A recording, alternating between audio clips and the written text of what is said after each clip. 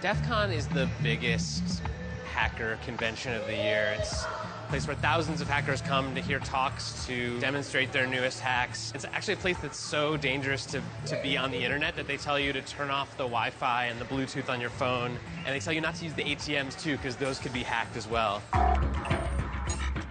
This is the DEF CON ballroom. This is sort of the main room where things are happening, and it's pretty wild. I think this is car hacking village. This car is locked. Can you get me in? I'll unlock it for you. Should be good. Hacking is no longer like this fringe activity, and if you are at DEF CON, there's a good chance that you're here because you want to learn what could happen to you or your company. Anyone here first time in the SCCTF? Holy crap.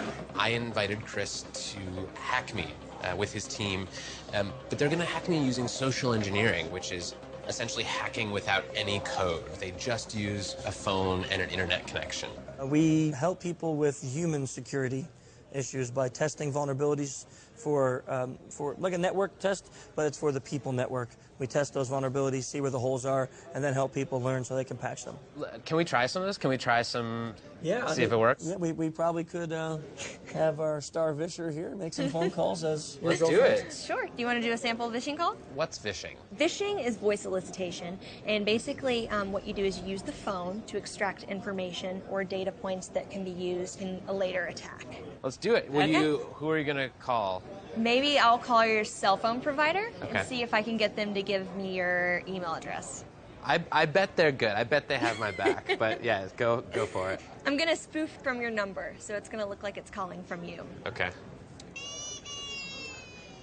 Hi, I'm so sorry. Can you hear me okay? My baby, I'm sorry. my husband's like, we're about to apply for a loan and we just had a baby and he's like, get this done by today. So I'm so sorry. I can't call you back. I'm trying to log into our account for uses information and I can't remember what email address we used to log the account. The baby's crying and can you help me? Awesome. In just 30 seconds, gmail.com? Jessica gets my personal email address. Now, if I needed to add our older daughter on our account so she could call in and make changes, how would I need to go about doing that? You would have to send me a secure PIN through a text message? Yeah, well, the thing is, I don't think I'll be able to receive a text message if I'm on the phone. Shh. Oh, I'm not on there either?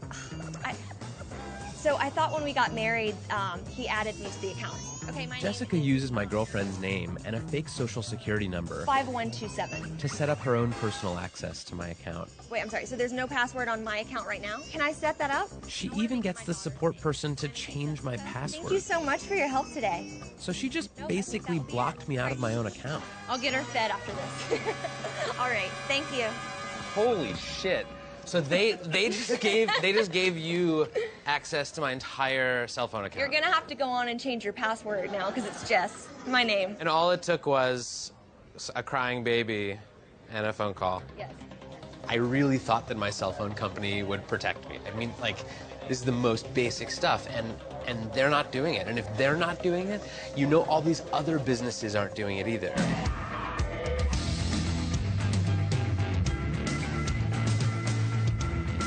Anyone with a phone and an internet connection can do social engineering. But I was curious, what can a hacker with serious coding skills do?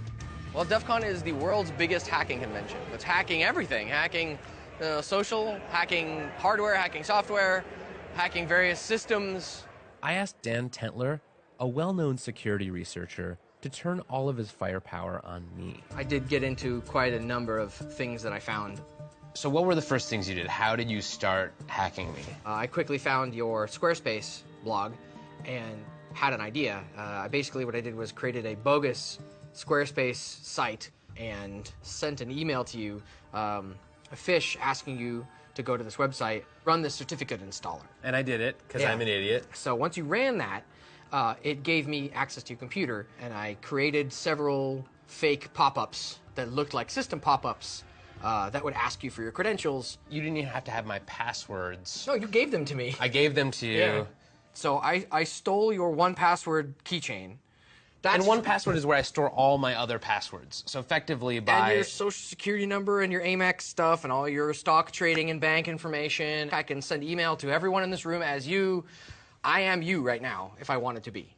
If my evilness is working correctly, it should actually be taking pictures of your desktop and pictures through your webcam every 2 minutes. And I have been watching you for about 2 days now. In coffee shops, at your mom's house, on a plane.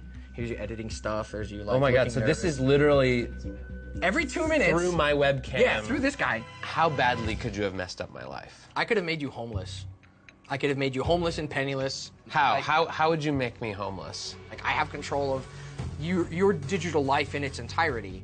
I have all your credentials. I have all your access to all your financial information, all your work information, all your personal information. I can pay people with your bank account or your Amex account. I am you. I can fully impersonate. Like, the only thing I couldn't doctor would be like your fingerprints. This is like as bad as it gets. It's ridiculous. Yeah, it's bad.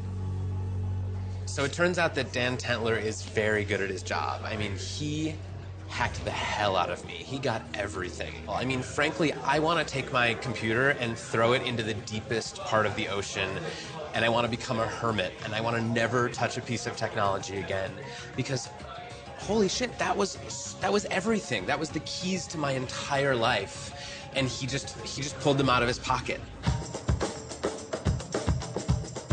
But even if I keep my passwords and my bank accounts safe, I could still be in danger from hacks, because with factories, power plants, and other major infrastructure being controlled by networked computers, the world itself is hackable.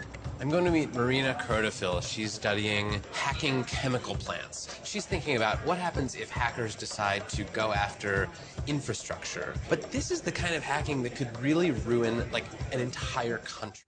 So, let's just say, like, a nuclear power plant could have a big accident, and they think our machines just malfunctioned, our safeguards didn't work, but it's actually someone hacking. Yes, but the worst case scenario, if it will be incompetent or unskillful attacker who does not understand what he's breaking in, and that they will do something with a large or extensive collateral damage. But probably most scariest is hacking the satellites, because now everything navigates with the GPS. So basically, even the huge oil tankers in the sea, they're completely navigated automatically by the signals from the satellites. So by simply disrupting the satellite signals, you can lose the entire tanker and or the aircraft can collide. There's almost too much for me to worry about here. I'm almost just sort of numbed. People keep telling me, oh, this could get hacked, and that could get hacked, and this other thing could get hacked, and oh, chemical plants could get really hacked. And at some point, like, I've got to get out of bed in the morning. So I have to find a way to make myself feel a little bit better about all of this. So I'm meeting Morgan Marquiboire, a cybersecurity consultant and the director of security at First Look Media, for some advice on locking down my digital life. Should I be feeling helpless, or can I help myself here? Do you worry about trained martial artists beating you up in the street? Not particularly. But you're aware that they exist. You're also aware that you probably couldn't do anything about it if one of them wanted to beat you up in the street. Probably not. Right? And I mean, you can actually possibly think about the danger that hacking poses to you right now in much the same terms. But the first step is actually thinking sanely about digital security, which most people don't do. So for instance, how do we protect our physical integrity? Maybe we don't walk down the dodgy alley at night, right?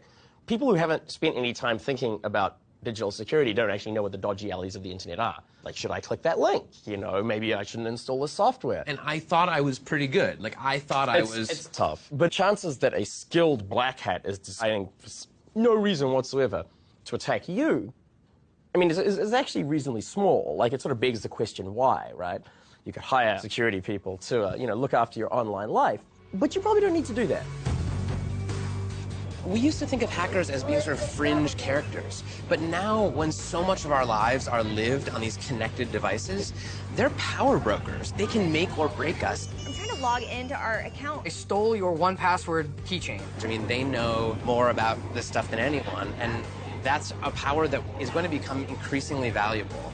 We need to know where our flaws are so that we can be safer. And I think the best thing to do is to enable them to help us rather than shoo them away. Do you guys have any of those little things that you put over the camera on your laptop? Paradoxically, I feel more secure now than I did last week, because now at least I know what I have to fix.